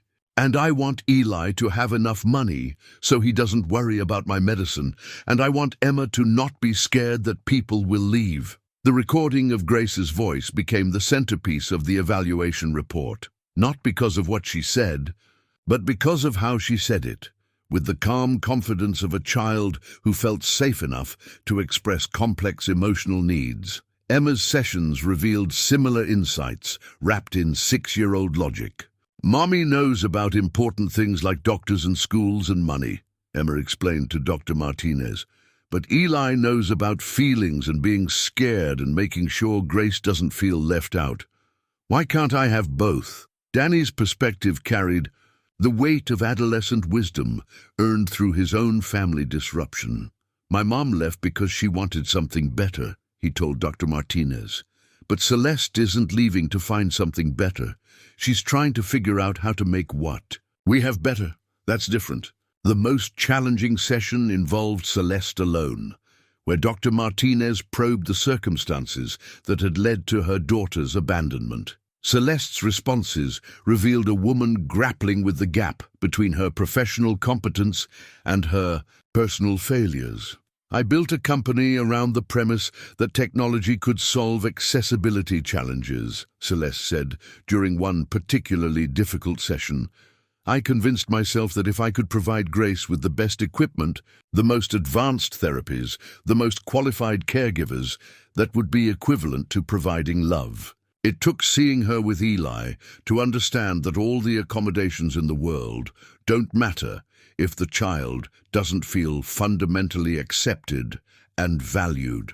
Meanwhile, the legal complexities of their situation were mounting. Celeste's attorney, Margaret Chen, no relation to their landlord, was struggling to find precedent for the arrangement her client was proposing. Celeste, what you're suggesting is essentially voluntary shared custody with a non-relative who has no legal standing, Margaret explained during one of their strategy sessions. The court has no framework for enforcing such an arrangement, and you'd be giving up significant parental rights with no guarantee of reciprocal obligations. But Celeste had spent the past week observing her daughter's daily routine, and the evidence was overwhelming. Emma's nightmares had returned. First night, Celeste stayed in their hotel room. Grace had stopped drawing entirely when she thought her mother's presence meant leaving Eli and Dany. Most telling of all, both girls had begun reverting to the hypervigilant behavior Celeste remembered from the worst days of the custody battle. Constantly checking to make sure the adults around them weren't angry, apologizing for needs they couldn't control, trying to make themselves smaller and less troublesome. I don't want my rights protected if exercising them hurts my children, Celeste told Margaret. What good is legal custody if it destroys the emotional progress they've made? The solution began to emerge during a session where Dr. Martinez observed all four family members, Eli, Dany, Emma, and Grace, going through their normal evening routine. Celeste watched from behind a one-way mirror as Eli helped both girls with homework. Dany patiently worked through Grace's physical therapy exercises, and the family collaborated on preparing dinner with accommodations so natural they seemed unconscious. What struck Celeste most was not the individual acts of care, but the casual intimacy of their interactions. The way Grace automatically reached for Eli's hand when she was tired. The way Emma corrected Dany's pronunciation of a Spanish word she'd learned at school. The way all three children seemed to anticipate each other's needs without discussion. They're not just living together, Dr. Martinez observed. They've developed the kind of interdependent relationships that typically take years to establish. After the observation session, Celeste approached Eli with a proposal that surprised both of them. I want to rent the apartment next door to yours, she said without preamble. Mrs. Chen mentioned it's available, and I've already spoken with the landlord about renovations to make it wheelchair accessible. I want to learn how to be the kind of parent my daughters need, and I think that means learning from the kind of parent you already are. Eli stared at her, trying to process the implications. You want to live next door? I want to co-parent, Celeste said. Really co-parent. Not just coordinate schedules and share expenses. I want Emma and Grace to have both families. The one they've built with you and Dany, and the one they remember with me. I want to prove to them that adults can work together, instead of fighting over them. The logistical challenges were immediate and complex. Celeste's business required frequent travel, board meetings, and responsibilities that couldn't be relocated to a two-apartment complex above a laundromat. But her success had also provided her with resources that could benefit everyone. Grace needs specialized medical equipment that's currently stored in a warehouse because I didn't know how to integrate it into daily life, Celeste explained. Emma would benefit from bilingual education programs that I can afford, but you can't access. Dany has academic potential that could be supported with tutoring and enrichment opportunities. She paused, choosing her words carefully. And you're working two jobs that barely cover basic expenses while providing care that professional agencies charge thousands of dollars to deliver. There has to be a way to structure this so everyone benefits. Dr. Martinez's preliminary report, submitted to the court a week before the final hearing, was unlike anything in her professional experience. The children in question have experienced remarkable stability and growth in their current environment, she wrote. However, they have also demonstrated clear attachment to their biological mother and expressed desire for continued relationship with her. Rather than recommending traditional custody arrangements, I am suggesting the court consider a collaborative family structure that preserves the emotional bonds that have been established while rebuilding the parent-child relationships that were interrupted. The report included specific recommendations: joint legal custody with shared physical custody, mandatory family therapy to support the transition, and a gradual reintegration plan that prioritized the children's emotional well-being over conventional legal structures. But the document that would ultimately determine their fate was something none of the adults had anticipated. Grace had been working on a project during her sessions with Dr. Martinez, a detailed drawing that showed not two separate houses, but a single building with connected apartments, where two families could be together without anyone having to lose anything they'd gained. At the bottom of the drawing, in her careful handwriting, Grace had written a message for the judge. This is how families can grow instead of break. The night before the final hearing, as they all sat around Eli's kitchen table, reviewing testimony and preparing for questions they might be asked, Grace presented them with one final drawing. This one showed all five of them: Eli, Dany, Emma, Grace, and Celeste, standing in front of their building with their arms around each other, smiling. Above the group, she'd written a single word: home. "Is this what you want, Grace?" Celeste asked gently. "All of us together?" Grace nodded, then signed something that Emma translated with a smile. She says, "Families aren't about who you start with. They're about who you choose to keep." As they prepared for the hearing that would determine their legal future, each of them carried the weight of hopes and fears that extended far beyond the courtroom. But they also carried something else: the knowledge that they had already proven it was possible to choose love over fear, collaboration over competition, and the radical belief that families could be built rather than just born. The question now was whether the legal system would be flexible enough to recognize what they had created and courageous enough to protect it. The family courthouse on Spring Street had seen countless custody battles, but nothing quite like the arrangement that brought them all together on a crisp October morning. Judge Patricia Williams, no relation to Grace's neurologist, had been assigned to their case specifically because of her experience with complex family structures and her reputation for prioritizing children's welfare over legal convention.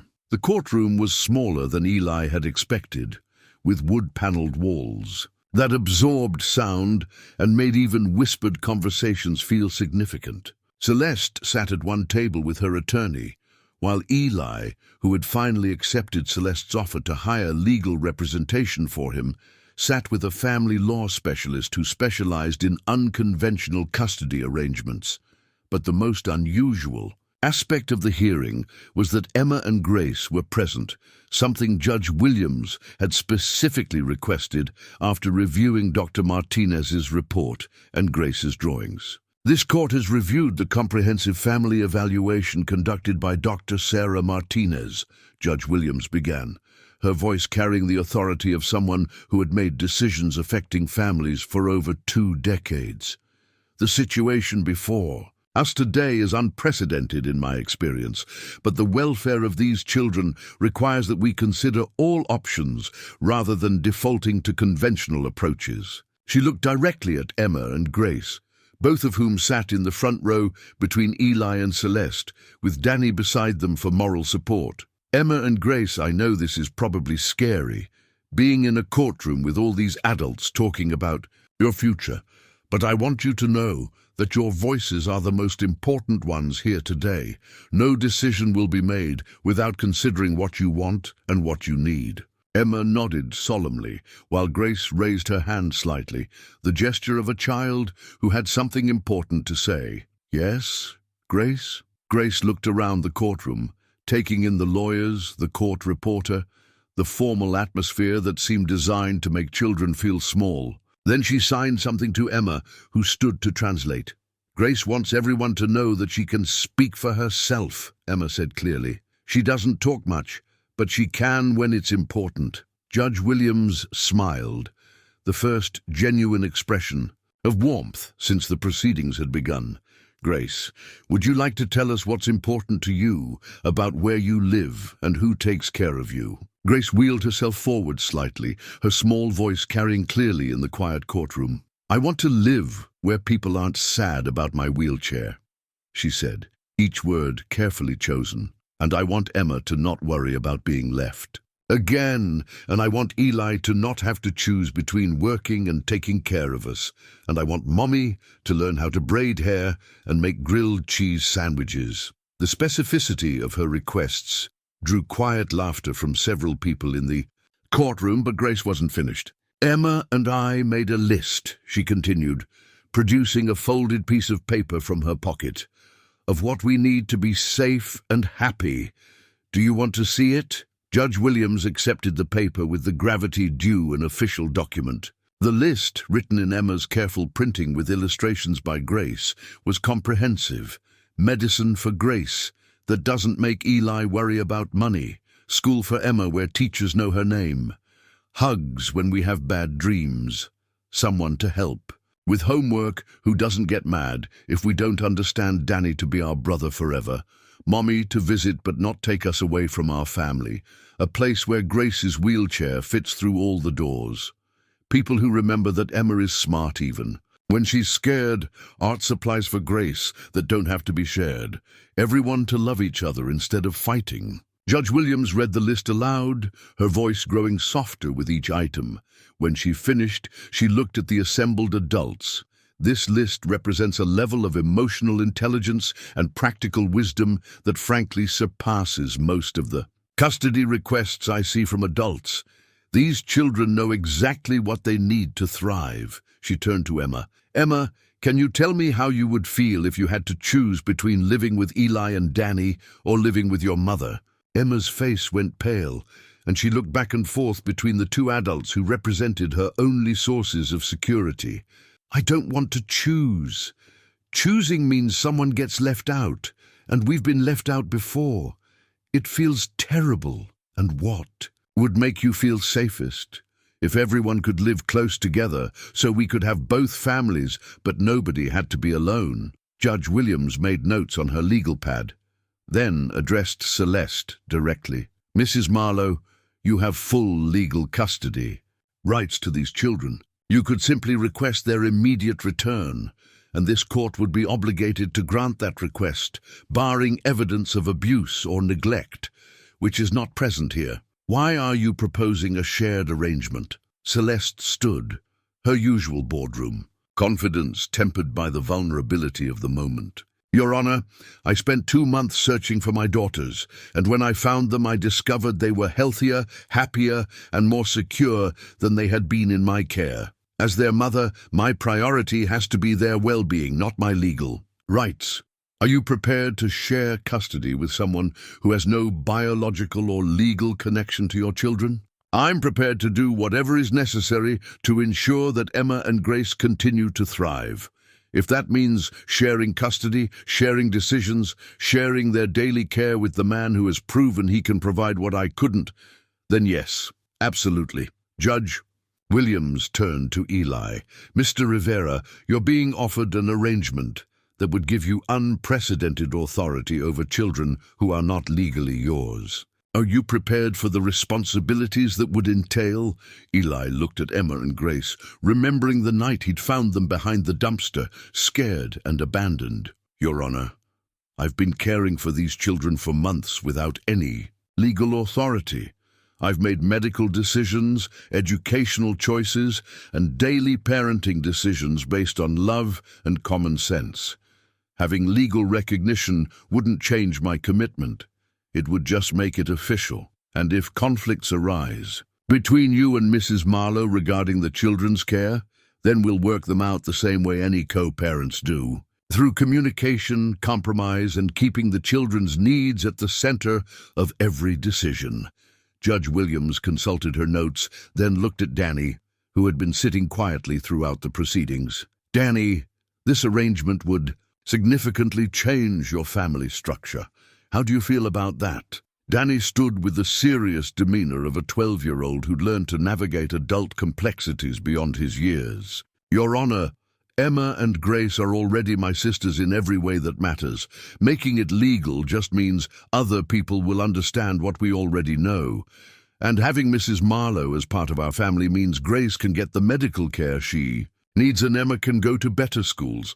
I want what's best for them, even if it means things are different. The maturity of his response seemed to affect everyone in the courtroom, including Judge Williams, who made additional notes before addressing the group as a whole. The arrangement you are proposing is highly unconventional, but the evidence presented suggests it serves the children's best interests better than any traditional custody structure would. However, there are legal complexities that must be addressed. She outlined the challenges: inheritance rights, medical decision-making authority, educational guardianship, and the question of what would happen if either party wanted to modify the arrangement in the future. I'm prepared to approve a 1-year trial period of joint legal and physical custody, with mandatory family counseling and quarterly reviews to ensure the arrangement continues to serve the children's welfare.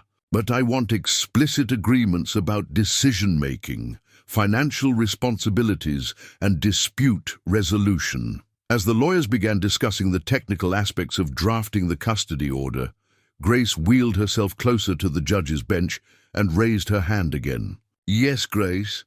Can I show you one more picture? Judge Williams nodded, and Grace produced her latest drawing, the one she'd been working on that morning while the adults prepared for court. This one showed 5 figures standing in front of a courthouse, all holding hands, with a heart drawn over the building and the word family written in block letters across the bottom. This is us after today, Grace explained. All together, all safe, all happy. Judge Williams accepted the drawing with the same gravity she'd shown the children's list, then looked around the courtroom at the assembled group. Grace, I think. This might be the most compelling legal argument I've heard all day. Judge Williams called for a 30-minute recess to review the proposed custody agreement that had been drafted during the morning session. As the courtroom emptied, the 5 of them, Eli, Celeste, Dany, Emma, and Grace, found themselves alone, in the hallway, facing the weight of a decision that would reshape all their lives. Are we doing the right thing? Celeste asked quietly, her question directed to no one in particular, but carrying the vulnerability of someone who had spent months second-guessing every choice. It was Dany who answered, with the straightforward wisdom that had become his trademark. We're doing the thing that keeps everyone together instead of breaking anyone apart. That feels right to me. Emma nodded emphatically. Grace and I talked about it this morning. We decided that having 2 families is better than having to choose one, as long as both families promise to be nice to each other. Grace signed something and Emma translated with a smile. She says it's like having 2 different kinds of love instead of having to pick just one kind. When they returned to the courtroom, Judge Williams had clearly made her decision. The custody agreement in her hands bore the official seal of the court, and her expression suggested a mixture of professional satisfaction and personal hope.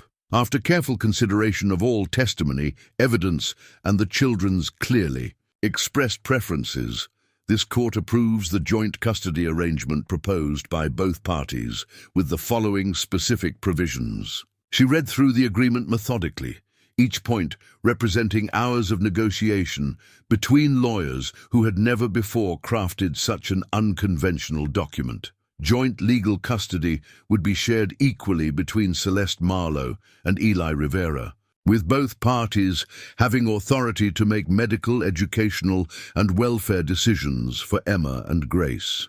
Physical custody would follow a flexible schedule that prioritized the children's stability over rigid visitation requirements. Financial responsibilities would be structured proportionally based on income, with Celeste covering major expenses, medical care, education, equipment needs, while Eli maintained responsibility for day-to-day costs within his means.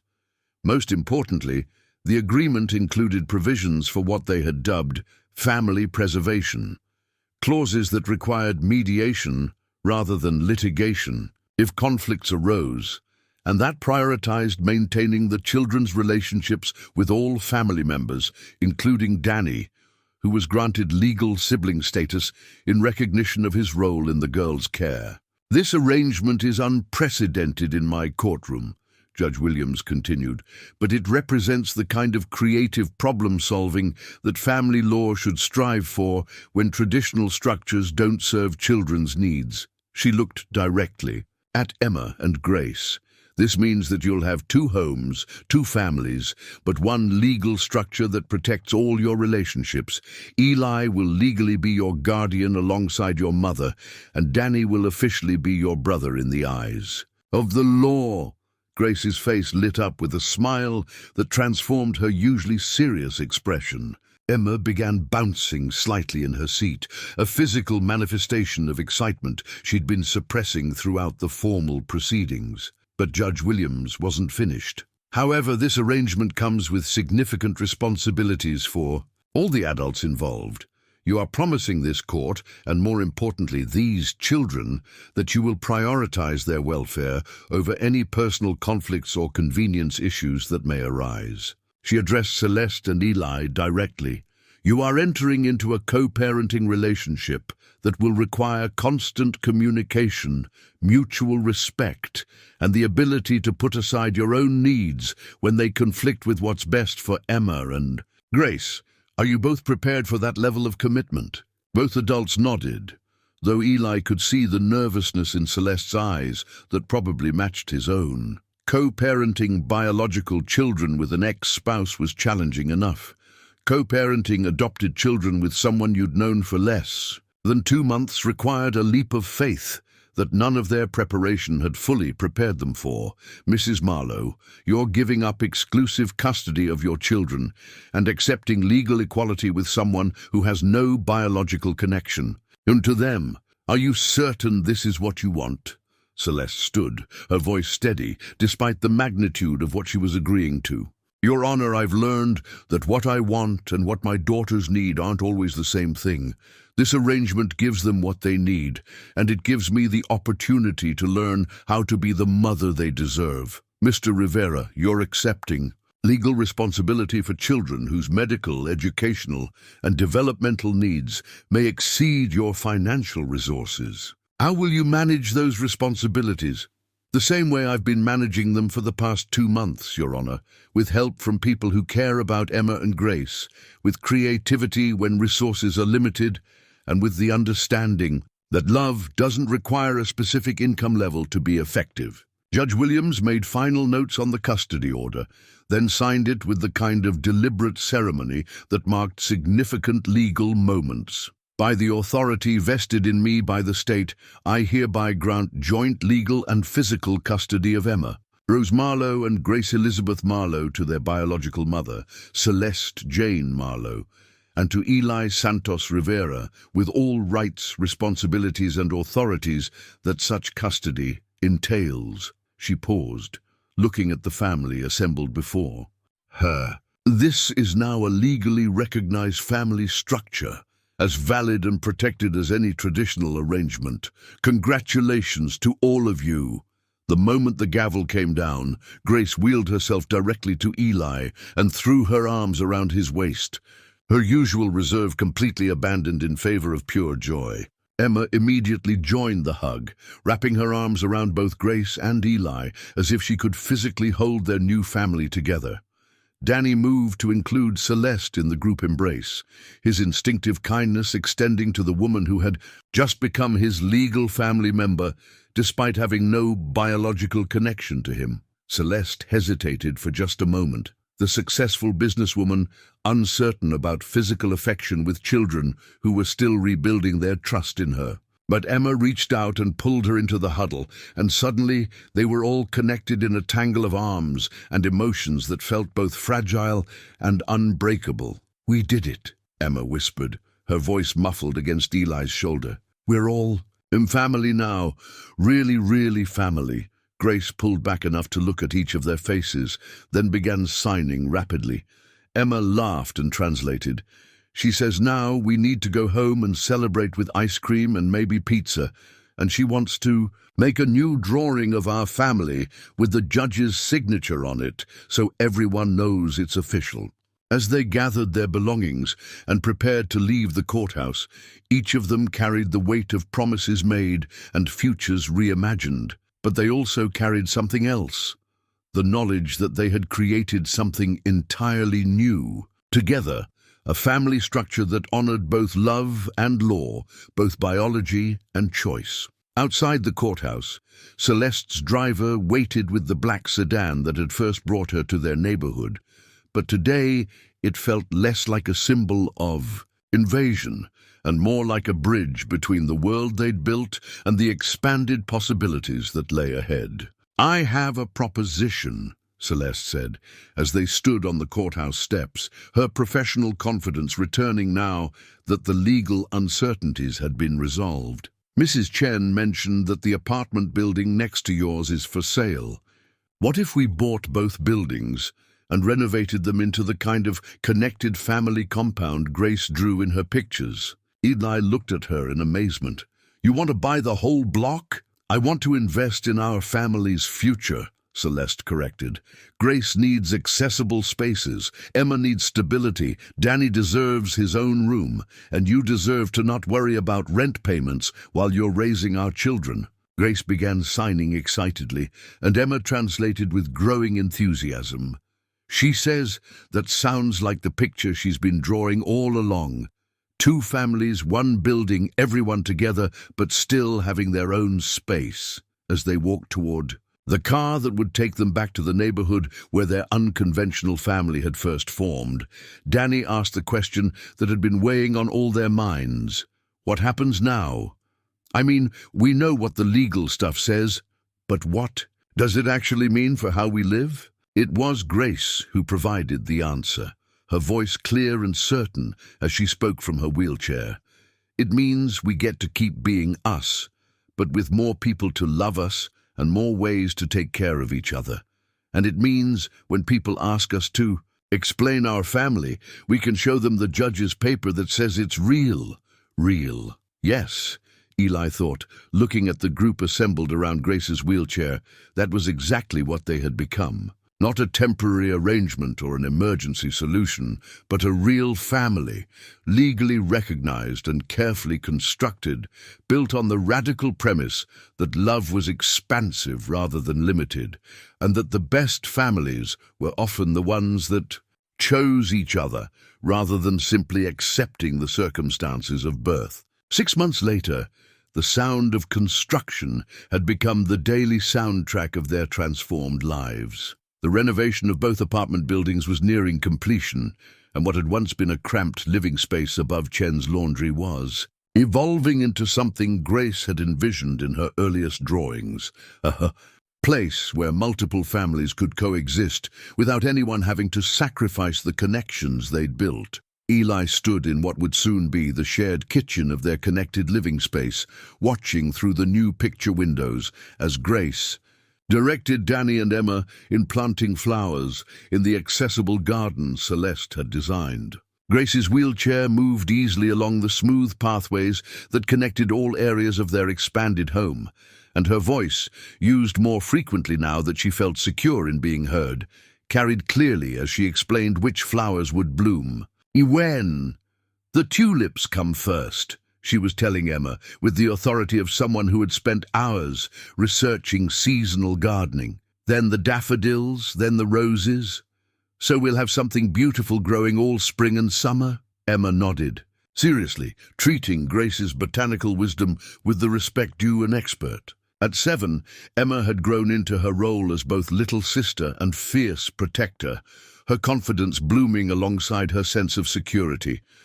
The nightmares about abandonment had gradually faded, replaced by dreams about the future that included college and travel and adventures she was finally brave enough to imagine. Dany, now 13 and taller by several inches, had claimed the role of chief construction supervisor with the enthusiasm of someone who'd discovered he had both mechanical aptitude and leadership skills.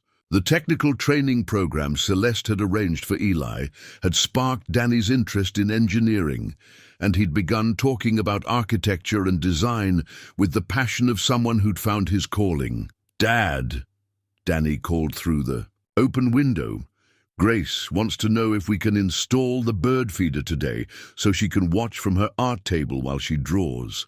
Eli smiled, still adjusting to the reality that his son now had access to educational opportunities that had once seemed impossible, while somehow maintaining the groundedness and empathy that had always defined him. Success, they were all learning, didn't have to change the essential character of who they were. Celeste emerged from what had been the apartment next door, carrying blueprints and wearing jeans that would have shocked her former board of directors. The transition from corporate executive to hands-on parent hadn't been seamless. There were still days when she struggled with the difference between managing employees and nurturing children, but she approached parenting with the same determination that had built her company. The accessibility consultant wants to make one more adjustment to Grace's bathroom, she said, joining Eli at the window. Something about the angle of the grab bars. I told them whatever Grace needs, we do. In the months since the custody agreement had been finalized, Celeste had discovered that her business skills translated surprisingly well to advocating for her daughter's needs. She'd revolutionized Grace's medical care by applying project management principles to coordinate between specialists, streamlined Emma's educational support by treating her learning plan like a product development strategy, and approached family logistics with the efficiency that had made her company successful.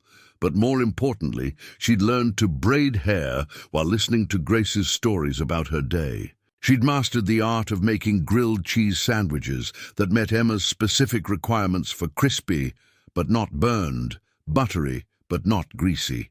She'd developed bedtime routines that included reading stories in voices that made both girls laugh. The family photo session is scheduled for next week, Celeste continued, consulting her phone with the same attention she'd once devoted to quarterly earnings reports. Emma specifically requested that we include Murphy and Mrs. Chen, since their family too, extended family. Their unconventional household had naturally expanded to include the people who'd supported them through the transition.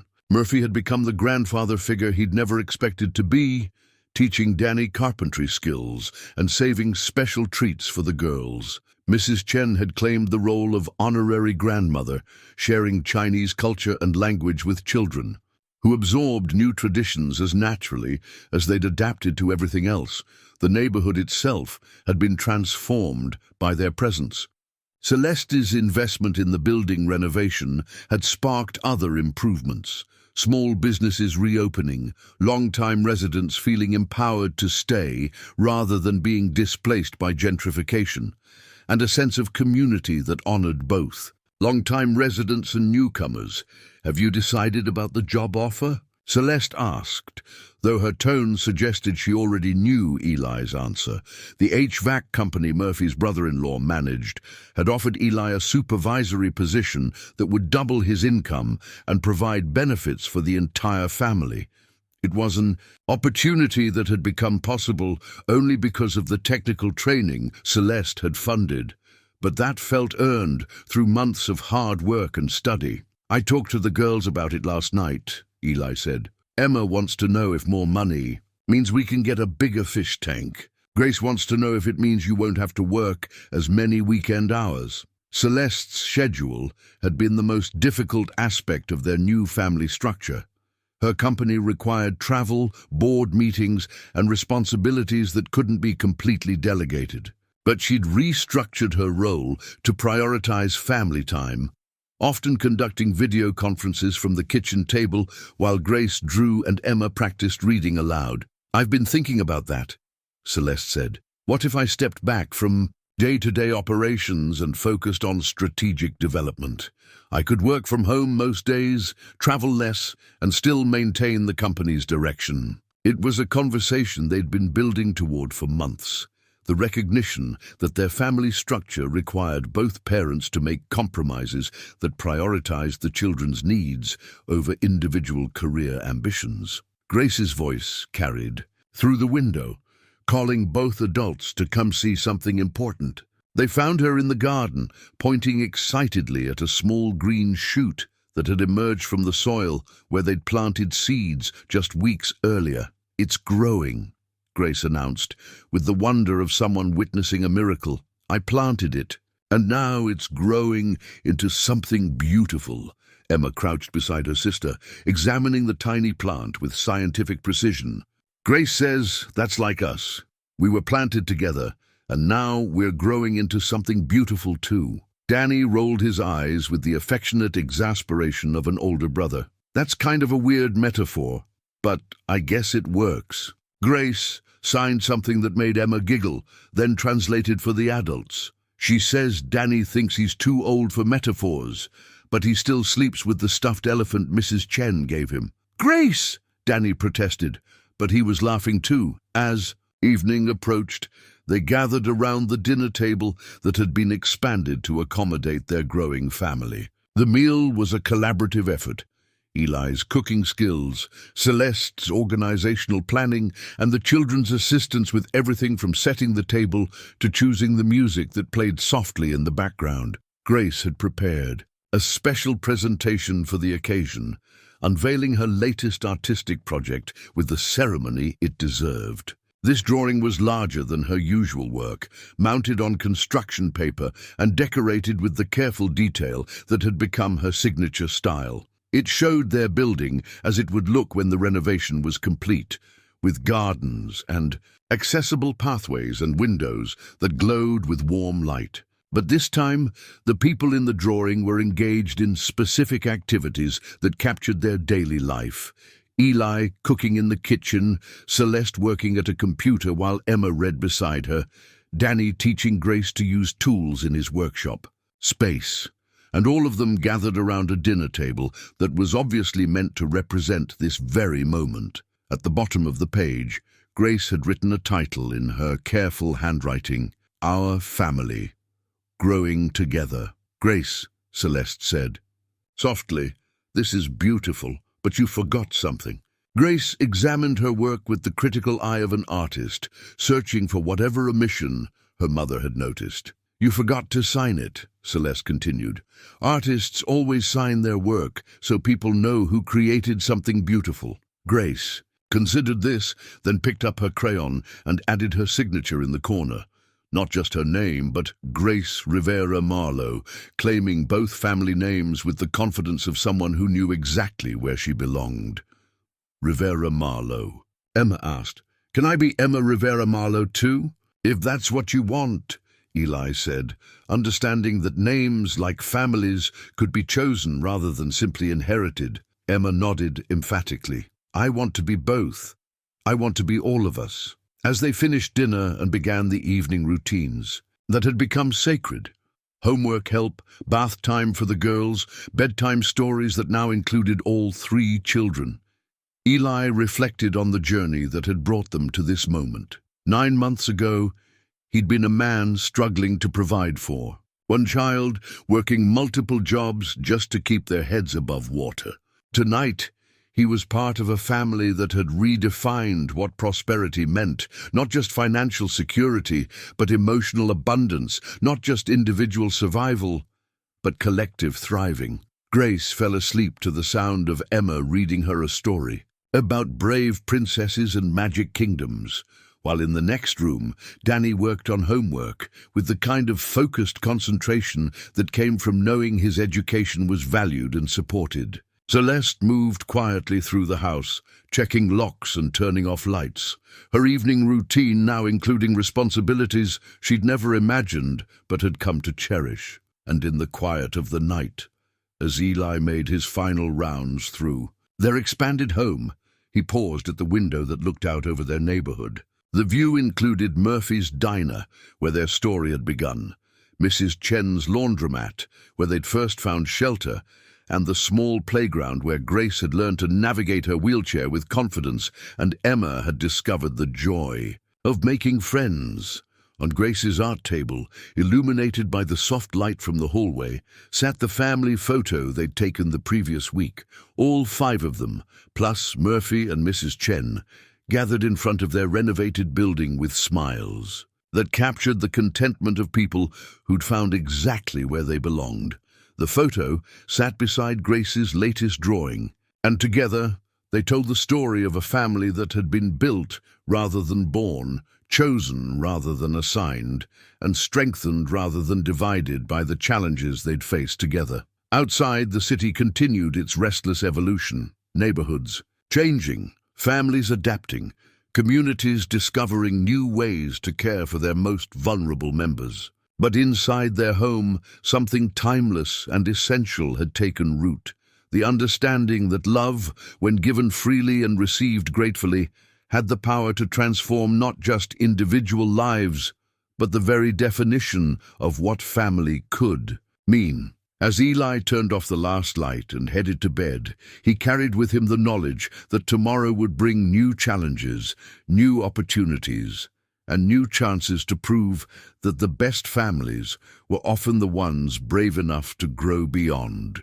the boundaries of convention. And in the quiet of the night, surrounded by the gentle sounds of children sleeping safely and dreams taking shape, he felt the deep satisfaction of a man who had learned that sometimes the most important things in life came not when you were looking for them, but when you were generous enough to share what little you had with those who needed it most.